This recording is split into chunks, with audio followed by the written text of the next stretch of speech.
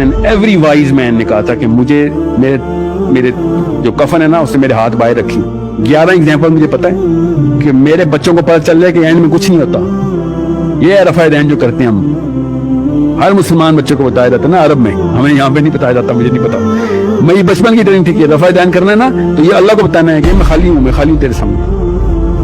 اللہ ایسے کھڑے ہوتے ہیں نا, ناک سے ناک لگی ہوئی ہے, اور اللہ ہمیں ایسے ہاتھ کرتے ہیں کہ یہ اللہ میں کچھ بھی نہیں ہوں. یہ ہے رفع دین کا مطلب. سو دس از اے بلینئر. کیا کہے گا بینک اکاؤنٹ میں کروڑوں رکھے ہیں, اللہ میرے پاس کچھ نہیں. کس منہ سے ہم باتیں کرتے ہیں. So it's a very big problem of philosophy. And کوئی بڑا لفظ نہیں ہے فلاسفی, سمپل سا کانسیپٹ ہے کہ کیوں آئے ہوئے دنیا میں, بس یہ فلاسفی ہے.